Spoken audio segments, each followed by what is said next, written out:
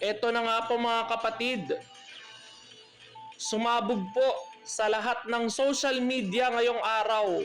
Impeachment complaint laban po kay Vice President Sara Duterte na ihain na po sa House of Representatives ngayong araw mga kapatid. Ito po ay tinanggap ni Secretary General ngayong araw, Reginald Velasco ngayong araw, at inindorso naman po ito ni Representative Percy Sendanya ng Akbayan Party List mga kapatid. Ito na nga po yung sinasabi natin, ano?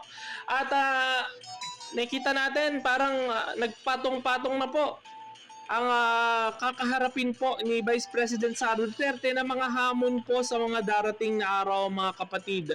Ang ito pong mga pagsubok na ibinabato po sa kanya ang kaliwat kanang mga akusasyon ng paggamit at paggasta ng mali-maling pondo nang siya ay nasa DepEd at ng kanya pong confidential funds ng Office of the Vice President mga kapatid. Ito po ang tinitignan ground ni Miss Laila De Lima.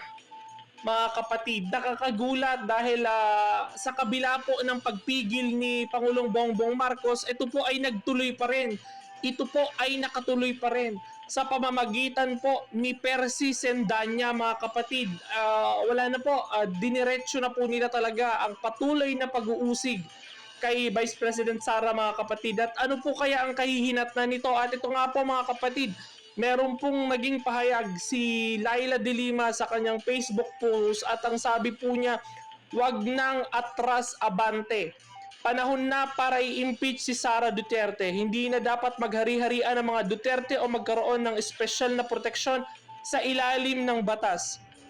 Hindi katanggap-tanggap na ang pangalawang pangulo, ang pinakamataas na opisyal ng ating bansa, ay nagpapakita ng pagbabastos, pag-iinsulto, at kawalang respeto sa institusyon at mga proseso ng pananagutan, lalo na hindi dapat ipagsawalang bahala ang lantarang pag-amin niya sa balak na pagpatay kung may mangyayari man sa kanya. Isang seryosong pahayag na hindi akma sa sino mang opisyal, lalo na sa isang vice-presidente. Ito ay isang malaking kahihiyan sa ating bansa at sa buong mundo. Hindi na tayo dapat magdusa sa ganitong klaseng liderato. Impeach Sara now. Ayan po ang naging pahayag ni Senator Laila De Lima. Nakakalungkot mga kapatid dahil nagpatong-patong po talaga ang kinaharap na pag-uusig ni Vice President Sara Duterte. At ito nga po, ayun nga po at sabi po ni Reginald Velasco ng Secretary General ng House of Representatives, ito po ay gahol na sa oras, ito po ay kulang na sa oras. Malamang po hindi na umusad ang impeachment complaint. At ito nga po mga kapatid, ito rin po ay kinukontra ng Senado. May mga kaalyado po si Vice President Sara Duterte na hindi po pabor sa pagpapa-impeach laban po kay Vice President Sara Duterte. Alam po natin na may mga kaalyado din dito. Nandyan po Senator Bato, nandyan si Senator Bongo, nandyan po si Robin Padilla, meron na pong 3 at alam ko po 1/4 makakakuha pa, meron pang 5 na maaaring sumuporta kay Vice President Sara Duterte para ito po ay hindi matuloy mga kapatid. Alam natin na may awa ang Diyos na ito po ay mahaharang. Mahaharang ito pagdating sa Senado. Sa kakulangan po ng mga ebidensya at pagpaparatang na ikinakabit po laban kay Vice President Sara Duterte, ang hiling po pagdating din po ng araw ay maliliwanagan din po ang lahat. Sa mga kaliwat kanang pagbabatikos po na kinaharap po ni Vice President Sara Duterte, ito po ay pagmumulan lang po talaga ng malaking gulo. Ito po ay hindi po nakakaganda para sa mga nangyayari po sa ating bansa sa dalawang pinakamataas na nanunungkulan sa Pilipinas na si Bongbong Marcos at si Inday Sara Duterte mga kapatid, na tinitingala po ng lahat na humantong na po sa ganitong sitwasyon. Ngayon po, ang tanong po dito, ano po ang magagawa ni Bongbong Marcos? Sa lahat po ng naging pahayag niya, sa kanya pong naging pagkontra na wag nang isampa at wag nang mag-file ng impeachment complaint laban kay Vice President Sara Duterte. Ano po ang nakikita nyo rito mga kapatid? Sa mga naging pahayag po niya, ito po ba ay ginagawa lang nilang alibay? O talagang meron na silang plano noon pa na ipa-impeach talaga si Vice President Sara Duterte sa kaliwat kanang pagtanggi po ng Quad Committee and Good Governance na ipa-impeach po si Vice President Sara Duterte. Mga kapatid, humantong na po tayo sa sukdulan. Ito po ba ay ano po kaya ang pwedeng mangyari sa mga darating na panahon sa kaliwat kanang pag-uusig po nila sa opisina po ng sa opisina po ni Vice President Sara Duterte? Ito po ba ay itinuturing pa po ba nila ito po ba itinuturing pa rin nilang may katungkulan sa gobyerno? Ito po ay ahensya rin, kaparti din po ng ahensya ng gobyerno na kaliwat kanan yung binabatikos at pinahiya nyo na ng husto. Malamang nakikita natin kay Vice President Sara Duterte ang kanyang katatagan, ang kanyang inspirasyon, ang patuloy niyang pagtatrabaho habang siya po ay humaharap sa mga ganito pong klase ng akusasyon at problemang kinaharap mga kapatid.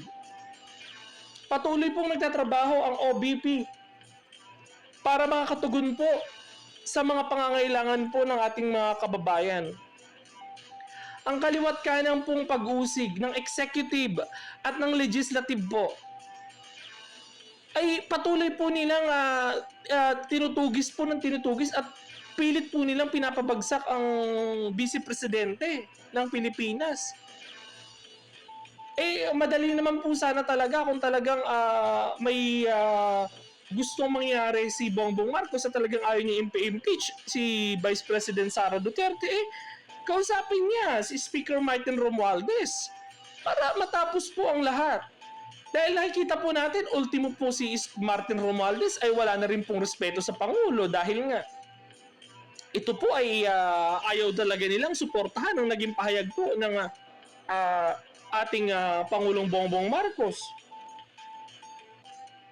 At the end of the day po mga kapatid, maliliwanagan din po ang sambayan ng Pilipino sa patuloy pong panggigipit, sa patuloy pong panglalapastangan at paggamit po ng kanilang puwersa. Nakikita natin mga kapatid, iilan na lang po mga kapatid ang tumitindig kay Vice President Sara Duterte at naninindigan. No? Halos po lahat po ng kanya pong mga kakampi noon nung tumatakbo pa pong halalan ay unti-unti na pong naubos at naglaho na parang bula.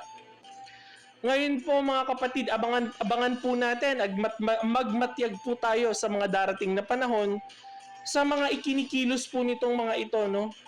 Sa mga ginagawa pong aksyon nitong House of Representative at sa mga naging pahayag po ni Leila de Lima. Tayo po ay magmatsyag. Ang tabayanan po natin, ano po ang magiging kilos at aksyon ng Senado at ng Malacanang mga kapatid. Ito po ay titignan natin kung meron po bang gagawing aksyon si Bongbong Marcos at ano po ang gagawing aksyon ni Chis Escudero once po na may turn over ito sa Senado mga kapatid. Ang nakakapanabik dito ay tignan natin kung ito po ba ay uusad o mababaliwala mga kapatid. Ano po ang inyong mga komento? Ano po ang inyong mga agrumento sa walang habas pong pang-api na nararanasan po ng hindi lang ni Vice President Sara Duterte kundi po ng Office of the Vice President. Kasama na po ang mga tauhan nito mga kapatid. Ano po ang inyong mga suwestyon, kuro-kuro at pahayag? Ipahayag nyo po dyan sa ating comment section mga kapatid at babasahin po natin isa-isa yan. Maraming salamat po.